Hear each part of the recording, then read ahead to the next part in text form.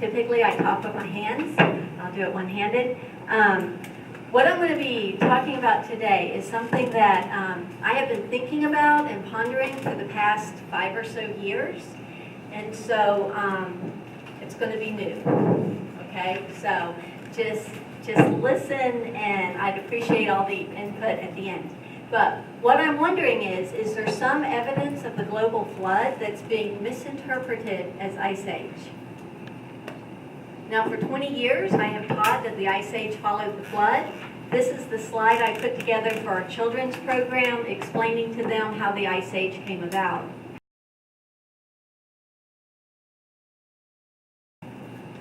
And in the Tower of Babel, when everybody scattered, ones went up north and lived in caves, but they were fully human, even though they're living in caves.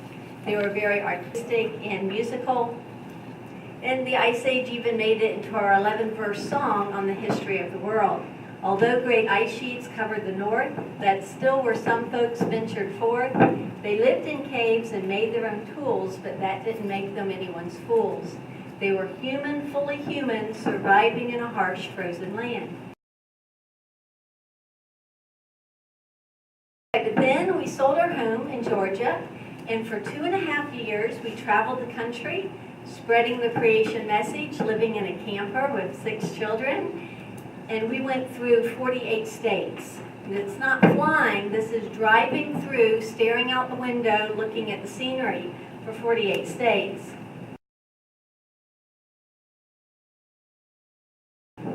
So it was on this road trip that I began to wonder some things.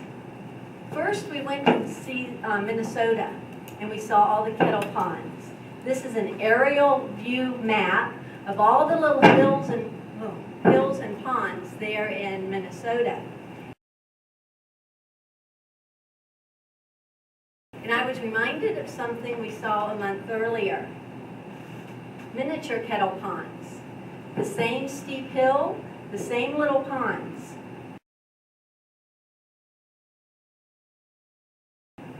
Dotting the whole area. It looked just like Minnesota, except miniature. Only these are 30 years old. This is at Mount St. Helens. These were formed from the landslide that went rushing in, filling the valley. And in this landslide were huge hunks of ice. And when the ice was buried among everything else, when the ice melted, it left the ponds behind.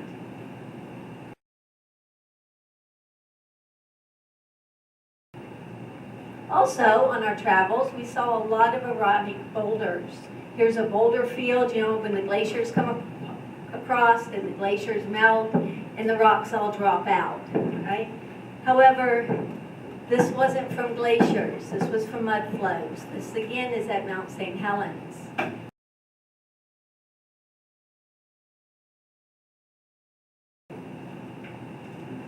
This one here, this is my favorite. This was rounded and transported in just one day. When you're doing this kind of stuff with a glacier, it takes a long time. With a mud flow, it happens very quickly.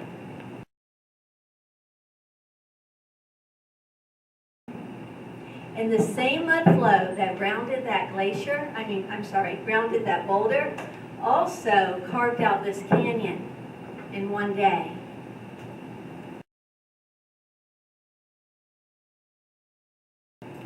This is more the backside of Mount St. Helens that most people don't get to because it's a long drive around.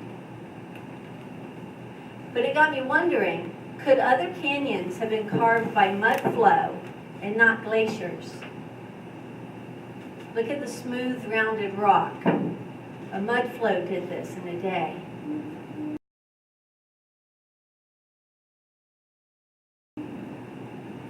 Was it really slow-moving glaciers or rushing water that sculpted the earth?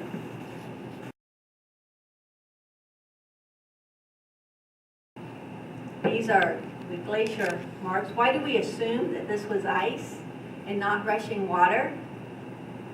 Because of its location. This is Kelly Island up in Lake Erie. So of course everyone assumes this was done by the glaciers.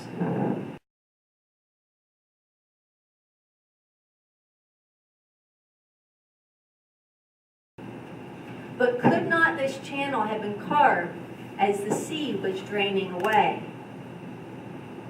It's very obvious the area was covered by the sea.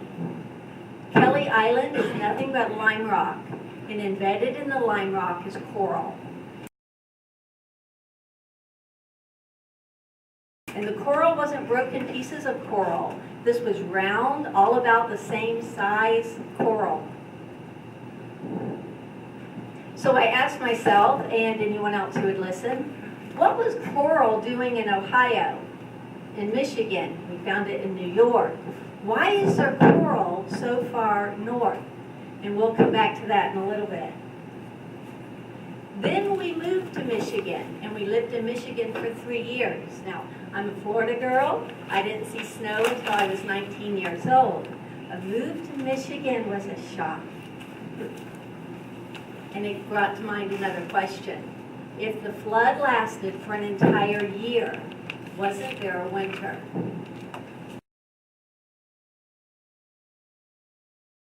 When we moved to Michigan in December, we did not see the ground until April. But then we went up into the UP, the Upper Peninsula, and I saw this relief map up there of the Great Lakes. And when I saw Lake Superior and what the bottom of Lake Superior looked like, I stood there and stared at that for I don't know how long, asking myself, how could a glacier do this?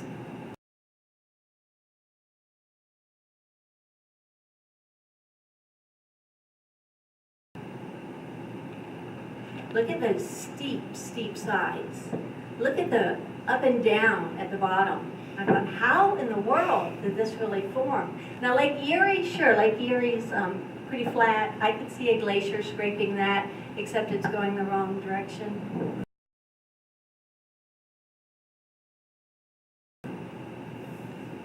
And then I wondered, how could glaciers have done this?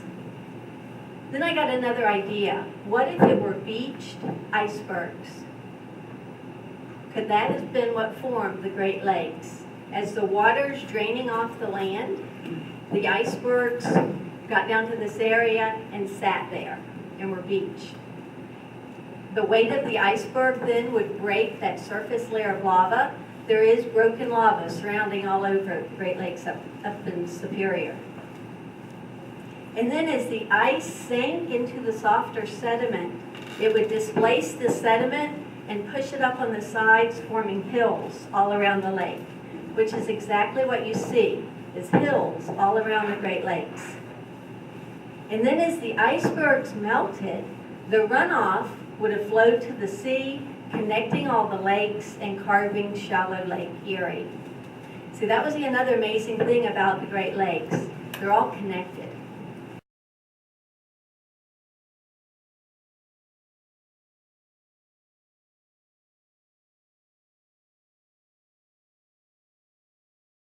The water drains away and the iceberg sits. And as the iceberg sinks into the sediment is pushed up into the hills. And then when it melts, you've got a freshwater lake.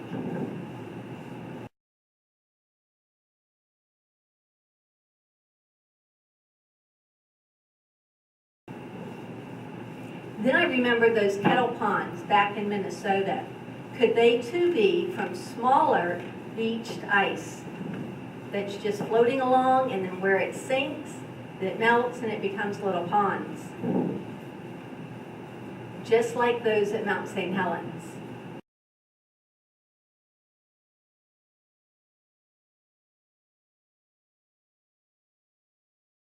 Then in our travels, we toured every fossil bed that we came across. I searched them out on the map. I'll give you a few examples. This is Mammoth Hot Springs up in South Dakota. Notice in this one, there's layers upon layers of fossils of the mammoths.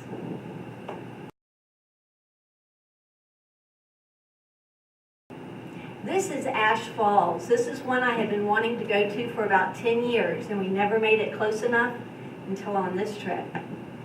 Notice here, though, it's pretty much all the animals just laying flat.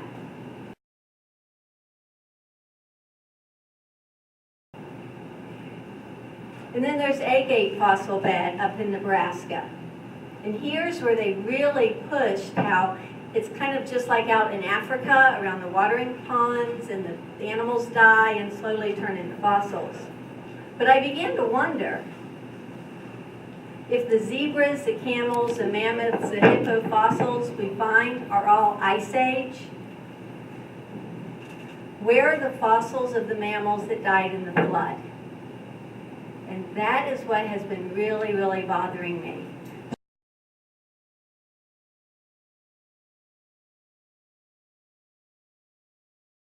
Surely there were more mammals alive just before the flood happened than in the few years after the flood. And elephants swim. And elephants can just float along. And a lot of these that they're finding in the fossil beds, there's be a baby elephant up on the trunk of the mama elephant.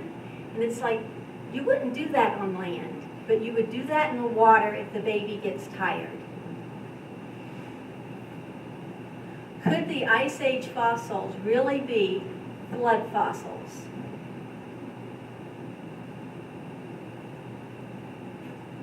What if things were buried where they were carried and not where they lived or grew?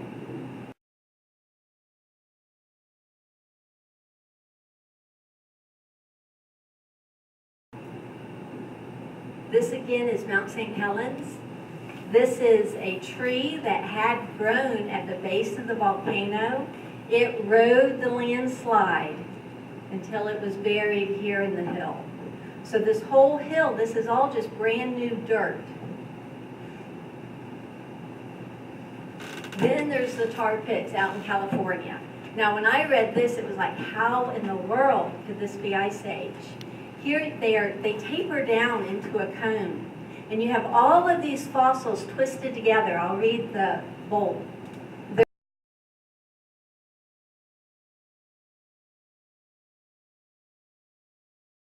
They're entangled masses packed tightly together, dismembered, interlocking. Most of them damaged some way. How in the world could that have happened? But what if they're flood and they're not Ice Age?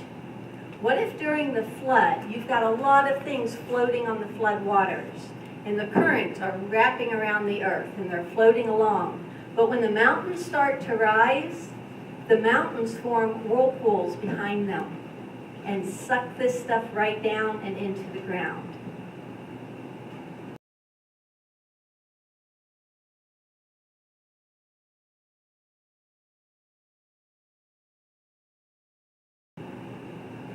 Kind of makes a little bit more logical sense that a whirlpool is pulling the stuff down, then they're somehow falling into here, getting compact together during the Ice Age.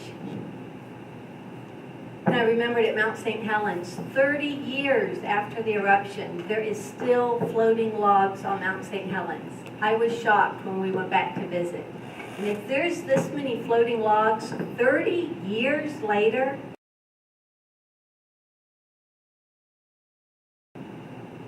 imagine the volume of floating vegetation, carcasses that would have been upon the waters of the flood. The flood only lasted a year. It would have been covered with floating vegetation. I'll sidetrack myself for a minute. I think things died not so much because they drowned, but because they ran out of fresh water. The salt water would have killed all the elephants that otherwise could have swam through the flood. Right, but that's sidetracked. All right, so the question is, was it really an Ice Age, or was it just winter during the flood?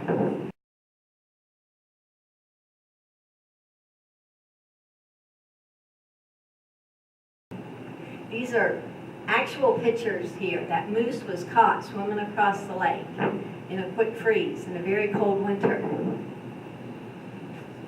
The wall of fish came from when ice, when it freezes, it expands, and oftentimes it will go up like a wall. Many say that floodwaters were too warm to freeze. And that's true if the plates are sliding, producing frictional heat, and volcanoes are erupting all through the flood. But what if? This is a really big what if. All right, but just follow with me.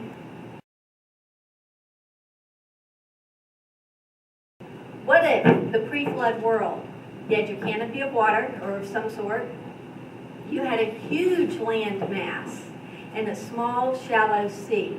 So far more land than what you have sea. And you have bedrock under it all and the magma down below.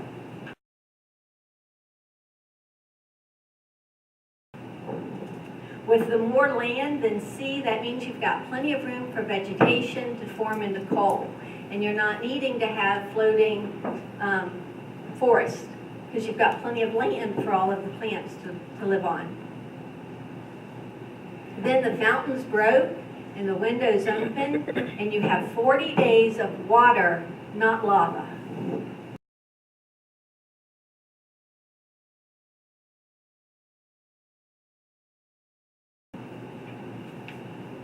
The rushing water would have eroded the land into sediment. So the continents, I believe, were totally wiped away. They were ground into mud.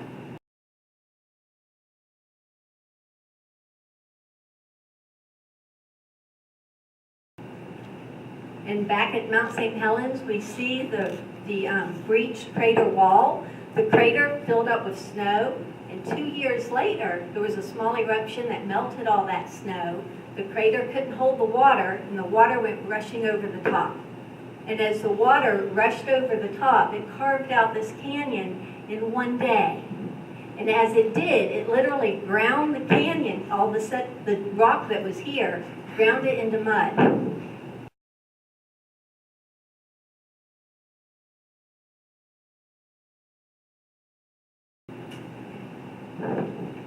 Now, with the continents being ground away, the Earth would have been spinning, and this is amazing, 1,000 miles per hour at the equator.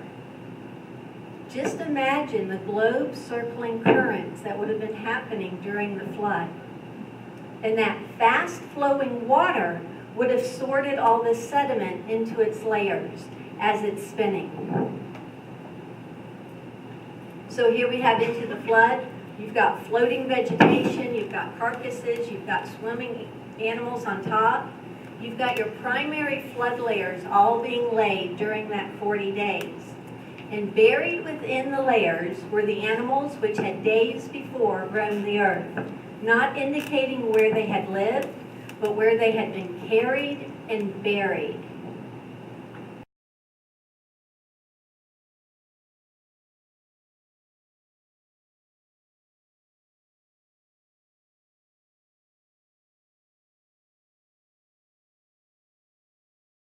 Remember, the mountain became brand new dirt, and things were buried where they were carried, not where they lived.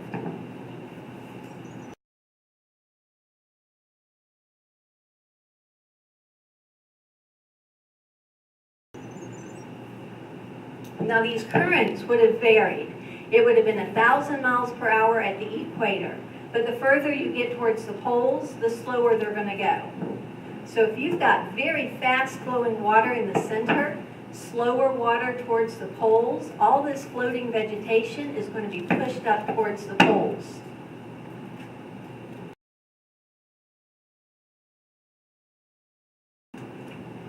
Now, if the floating carcasses and whatnot had collected near the poles, then when the floating material was beached, that flesh and vegetation would have decomposed into the soil, the muck, and the tar that you see up north. That was another thing we were amazed at when we moved to Michigan. And now we're in Illinois, and it's the same thing. Very rich, dark, black soil. But you get down south, and you don't have that.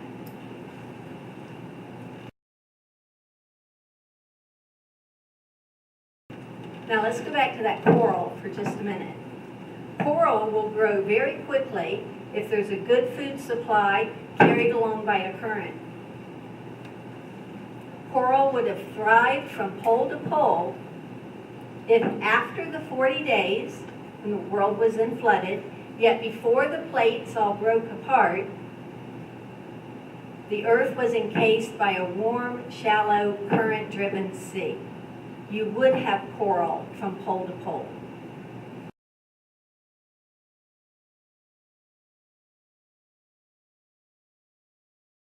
Sometime after the 40 days, the Earth's crust was broken and the plates began to move vertically. And here's where your continents come into play.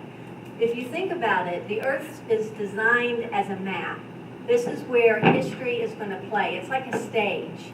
And God knew exactly how he wanted this stage to be. So where he wanted the oceans, he pushed them down. Where he wanted the continents, he raised them up. Where he wanted the mountains, he raised it up even higher. And if you look at a map and think about history, you'll see the design of how this earth is. I could go on, but I won't. Psalms 104 seems to indicate God raising the land, lowering the sea, and the water draining off where it belongs.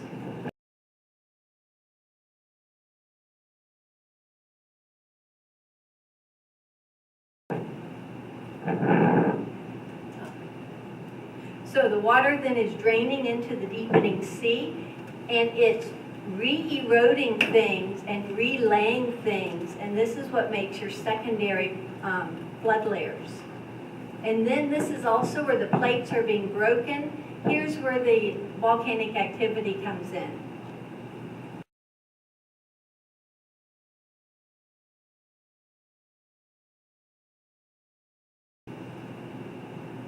So as the sea plates sank, the continent plates rose. And as you look at a map, that's exactly what it looks like. The sea was just pushed down and the continents just pushed up.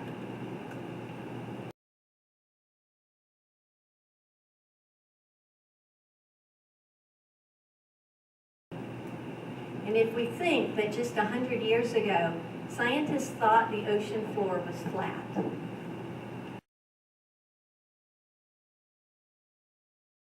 But today we know there's as many mountain ranges on the ocean as there is on the land. And that would happen if you have a lot of broken plates being pushed up and down. And they're not just being pushed down evenly, but they're being tilted somewhat. So some of them, the ends are coming up and dipping down. But what about those deep sea trenches? Right? We've got to remember the earth is not flat. It was easy to make the pictures nice and flat. But the earth is actually curved.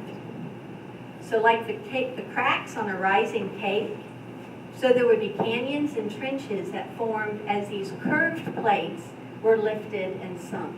So you would still have your ocean trenches, you would still have even some of it going underneath.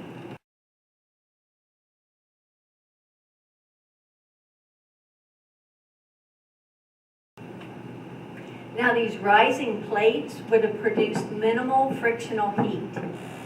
It's a lot easier for something to go up 2 miles than to slide for 1,000 miles. It's also more logical for people to see that. If we're trying to explain to the world out there that there really was a worldwide flood, it's easier for them to see the continents rising than for the continents sliding in that short amount of time. And the volcanoes would have produced only local heat. So it was the sun that kept the waters warm.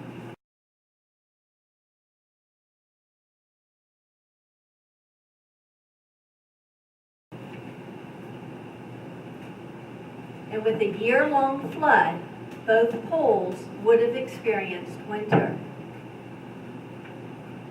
So was there really an ice age, or was it just winter during the flood? Personally, I think South Pole had winter first, North Pole had winter right at the end of the flood.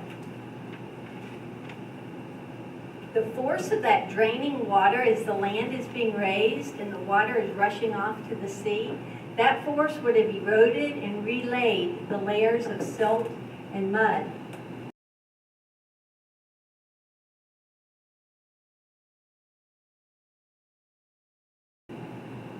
As we look at this, the Canadian Shield, Some people think that there was never any sediment on the Canadian Shield. I think there was just as much sediment there as anywhere else, but when the shield lifted up, it was all eroded off.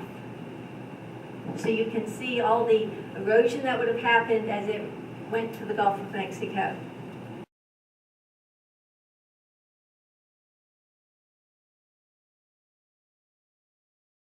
And then as you look at a map of just how huge the Canadian Shield is, and then I found out there are shields like this on every continent.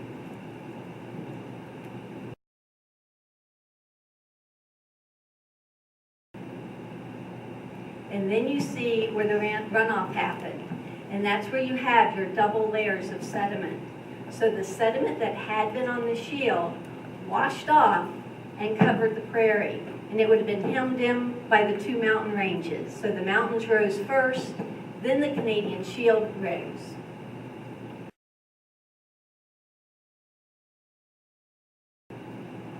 And notice where the Great Lakes are, right at the edge of the shield. So if this is frozen water up there, as the shield is lifting up and this ice is starting to flow off with the water, and it gets lodged right there. But not only do we have the Great Lakes there, we have Great Lakes bordering the whole shield.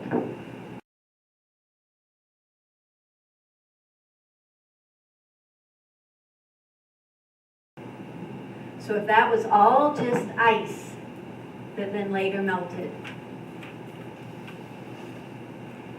Then I began to ask myself, is there any biblical reason to believe in an ice age?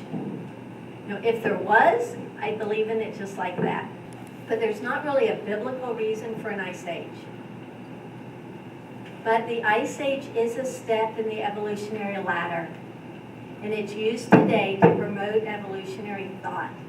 That's what gets me mad. It's used today to brainwash the kids into thinking evolution happened. If you watch an Ice Age movie, you'll see it all the way through. Evolutionary science does not have a global flood. Their whole thing is to prove there isn't a global flood. So they don't have water as a carving agent. So they need ice. Ice is all they've got. They don't have flowing water to move the silt. So they need wind. Wind's the only other way to do it.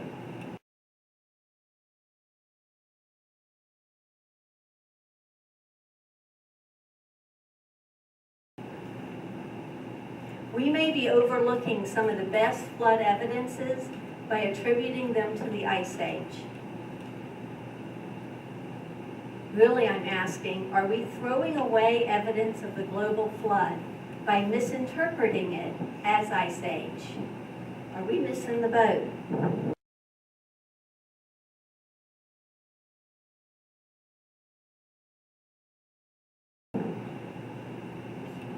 The next generation needs the truth. This is Ash Falls. This is where I wanted to go for 10 years. And when I finally got there, I was so mad. All they do is push evolution. Their bookstore was all evolution. The way they explain things, it's all evolution. And they're using the Ice Age to do it.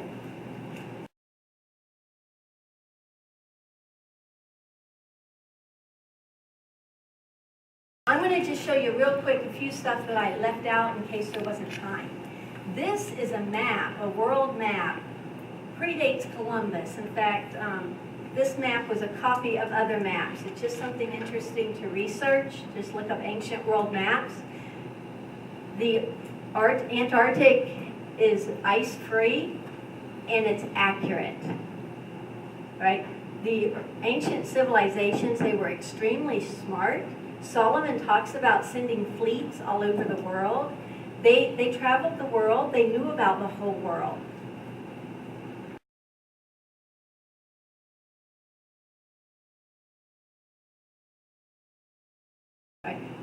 Everybody I'm sure knows about the planes, the World War II planes on Greenland, and how there's 260 feet of ice on top of that now in just 46 years. I'm thinking that ever since the flood, the ice has been growing. But not that the ice was huge and melted back, but that the ice has just been growing ever since. All right. So I will leave it on that one for questions. Okay. Yes.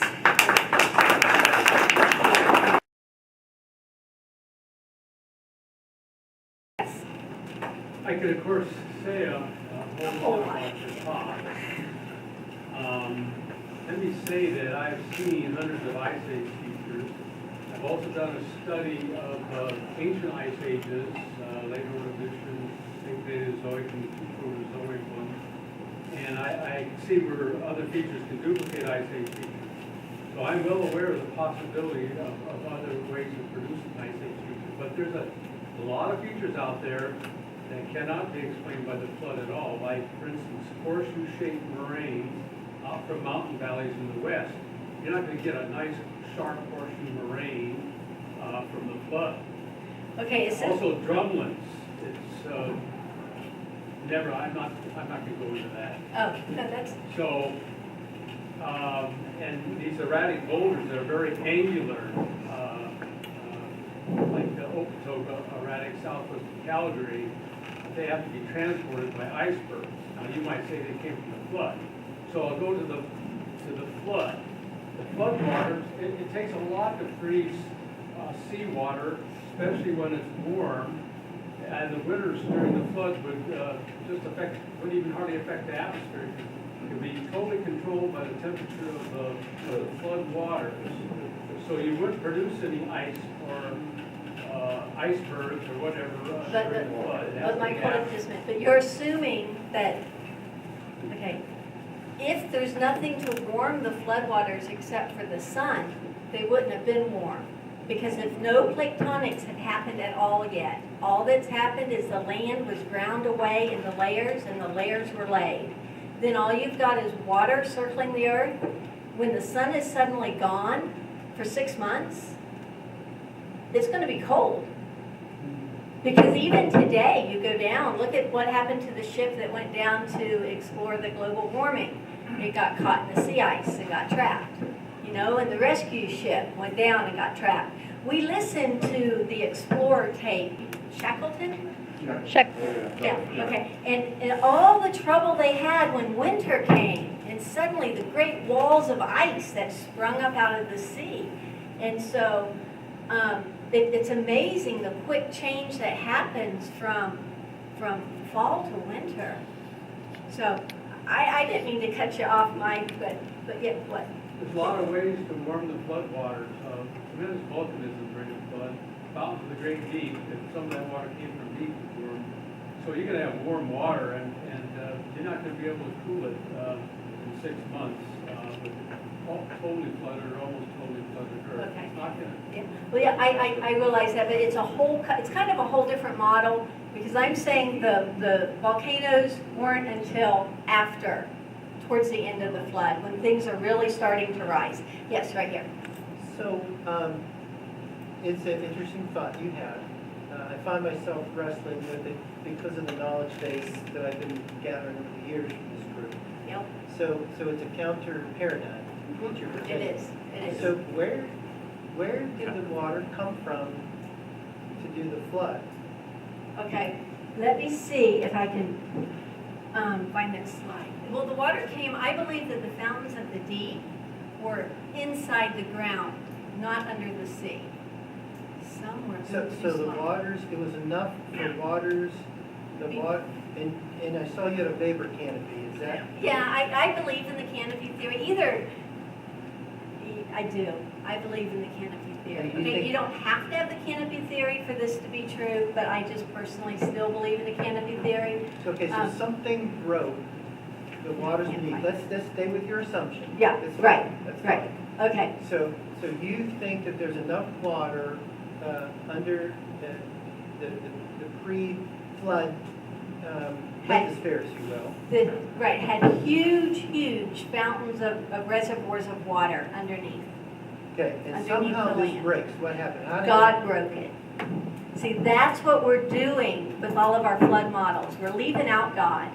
And the whole point of the flood is that there is a God. So I believe God broke the fountains of the deep, and in one day they opened. And at the end of that 40 days, whenever it was time to start raising and lowering the plates in the seas, God did it. There are so many verses that says, I carved out the sea with my hand. We leave out God too much. Okay. Now my kids say I put God in too much. I don't think you can really do that. Okay, because the whole point of the flood is God judged sinful man. And it wasn't asteroids hitting the earth that caused it. God caused it. Yeah. Carla, a couple points. Uh-huh. I'm not an expert. Neither am I I. just took a geology class and went over glaciers a few months ago. A few points. Number one, a lot of people would argue biblically that the emphasis on ice in the book of Job indicates there's something very different going on there. That's my point. Right. The big problem is the signature of ice is completely different from the signature of water. Kelly's Island is, please let me finish. Keep going. Kelly's Island is a very good example. Glaciers do things differently. Glaciers don't sort sediments. You have lots of different size sediments left in a tilt. That's what we see in these glacial regions up north. Waterborne sediments sort sediments into different sizes. Glaciers scratch, water polishes. Right. Glaciers That scratch was and leave polished, grooves. though. But they don't leave the First huge found. grooves. They're enormous grooves where rocks stuck in the ice Right. scratch their way down. Right. Water doesn't do But that. I'm not saying necessarily water. I'm saying mud flows. Mud flows don't do that. But you they have to do. have rocks stuck in the glaciers to carve in the And mountains. there would have been rock all through those mud flows. But the rock That's has why. to be locked in place, so you'll have these glacial Well, boulders. they have them at Mount St. Helens though, and I don't have pictures of it because I haven't seen it, but I know Dr. Austin has. There are scratch marks at Mount St. Helens that mud flows did, and it looks just like glacier. And see, the thing is, there are scratch marks like that in the Sahara Desert. And do you know what they say? Oh, Africa used to be up by the North Pole, so they had glaciers. But no, mud flows. Mud flows do it, yeah. The I'm key sorry. problem, I think the signature between water and ice is completely different. That's been established for a long time. The key problem is you don't decide what you believe based on how evolutionists use it. I've seen so many creationists take that the wrong. Like I deal with feathered dinosaurs and the fact that dinosaurs do have feathers, well documented. But there's all these things in the fossil record in the world around us where I see creationists go, oh, that's too evolutionary, or even worse, the evolutionists use it. There's nothing intrinsically evolutionary about ice. Can't decide what direction our research and beliefs are going to go based on what they say. That's true, and I'm not against the Ice Age just because the evolutionists use it, but what I'm saying, we shouldn't believe in Ice Age just because everybody else believes it. If mud will do it too, then we should stick more with the flood. If mud will do it. Now here's one other thing. Up in Michigan and New York and all that, you find rounded rocks embedded in the ground. Every year, the farmers have to re-clear their field of all of these rounded rocks. Rounded rocks, polished rocks like that wouldn't be from glacier. It would be from tumbling around in a mud flow. And if you go up through New York and you see all the little fences that are made out of the rock, they're smoothed out rocks. And so it's embedded in the ground. Yes? Have you thought about pre-flood and what the earth looked like and what the air and everything was like? And what is your method for getting from there to where you are? Okay. Pre-flood, the only thing I would stand on is huge bodies of water embedded in the ground, okay, in a smaller, shallower sea. Far more land than what we have today. But other than that, it's gone, it's destroyed, we really can't know. And that we got from there to here because God did it. And do you have a thought on what the land would have looked like? Huge tall trees, beautiful meadows, hilly mountains because the flood covered the tops of the mountains. So not necessarily the same height of mountains we have today, but mountains and rounded, but I think it's totally gone. Totally gone. Just like at Mount St. Helens, that valley is totally gone and it's filled up with brand new dirt. And along with that, you mentioned something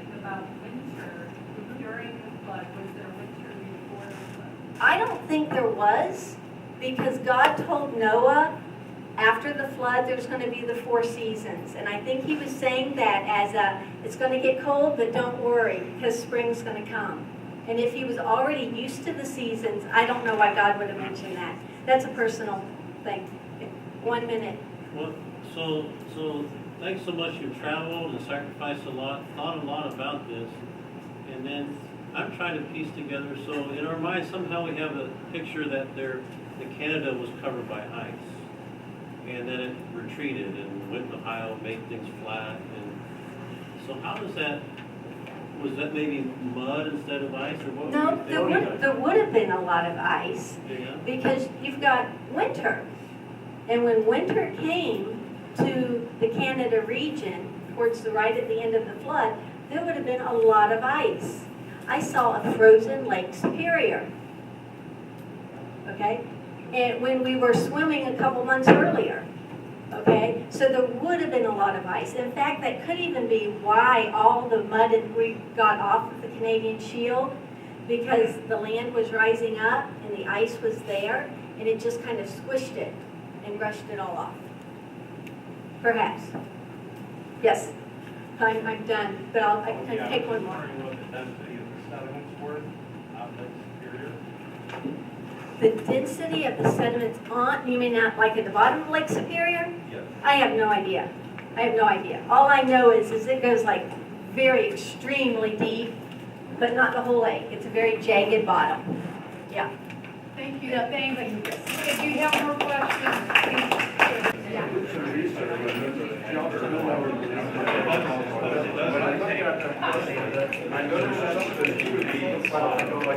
And they support it. Yes. Yes. Ice would not count. Right, exactly. And so they have ice. And ice will do that. Yeah. I love seeing Kelly Island.